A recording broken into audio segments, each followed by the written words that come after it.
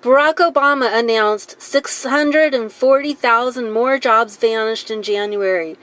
Housing prices fell like a brick down a mine shaft. Unemployment lines stretched the length of Florida, and unprecedented 28 million Americans depended on food stamps to feed themselves in January 2009.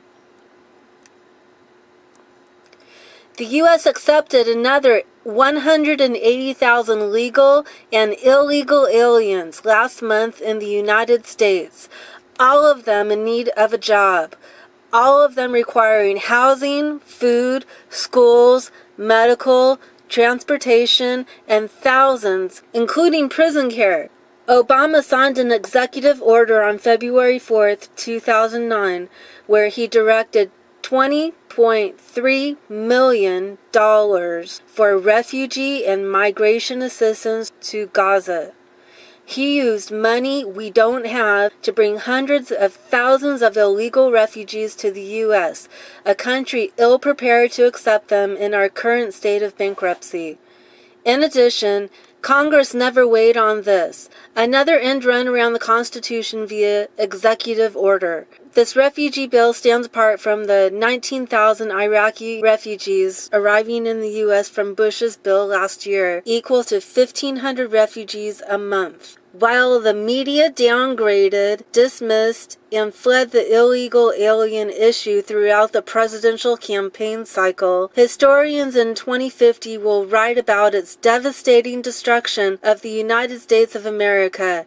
It may well be the dagger thrust into America's heart that bled the civilization to death.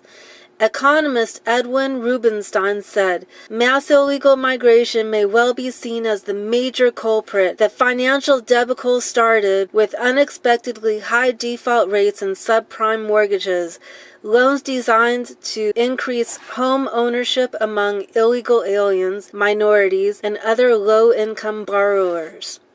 Do you remember Fannie Mae and Freddie Mac collapsing?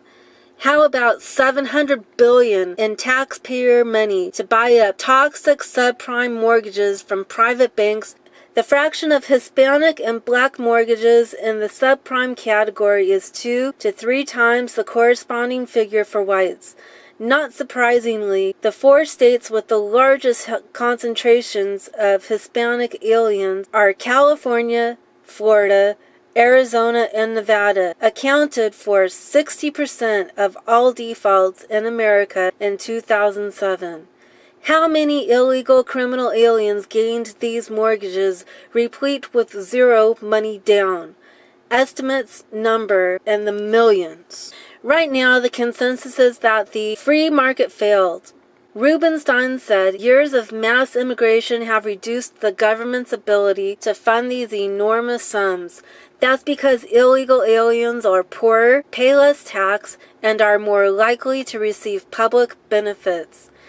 Immigration is another driver. Most illegal aliens are poorly educated and lack basic skills for middle-class jobs. Refugees, asylees, and all amnestied illegal aliens are exempt from taxes. Congress decided that the American people will serve as the sponsors for these illegals and pick up the tab for their support. A support explodes into the billions of dollars annually. Even an illegal alien worker who pays no taxes or pays less than the amount of the credit receives a tax check from the IRS. They get tax credit from the IRS. This means $10 million for the primary and secondary education. This means 10 million public school students are illegals or children of illegals. At an annual cost of $553 billion, foreign-born students account for a disproportionate share of this outlay. For the immigrant prison population, in excess of $267,000 are in prison, and U.S. taxpayers spend $466 billion annually across 15 federal agencies to cover the cost of illegal criminal aliens working and living within the United States. For illegal labor costs, they could top $700 billion annually. Obama and Congress knowingly and purposely dump these lunatic costs upon U.S. citizens without any change in policy. In fact, they expect to double legal immigration from 1.2 million to 2.4 million this year and the forthcoming amnesty bill for 20 million illegal criminal aliens. Obama voted for comprehensive amnesty in June of 2007. If you'd like to read more about this article, please go to this link. And I will include that in the sidebar. In this article is called "It's the Economy and Immigration, Stupid," and it's written by Frosty Woldridge. Obama and the Pelosi-Reed Congress are using the economic crisis to push massive and unprecedented new government spending that will rapidly move America towards socialism. This current bill will cost well over $1 trillion in spending and debt payments, and liberals are using this stimulus to funnel billions of dollars into social programs and pork projects that have nothing to do with our economy. Stop the bogus stimulus spending bill. If you agree that the bogus stimulus lotto must be stopped, then please go to Citizen Petition. Petitions opposing the stimulus will be sent to the Senate leader on a daily basis while the bill is being debated. The link to the petition is on the sidebar in the video description. Please click on the link, fill out the form, and send it in right away. Please don't delay. Send this video to as many people as you can, to everyone on your friends list. Forward it to everybody on your email list. Do what you can to spread the word.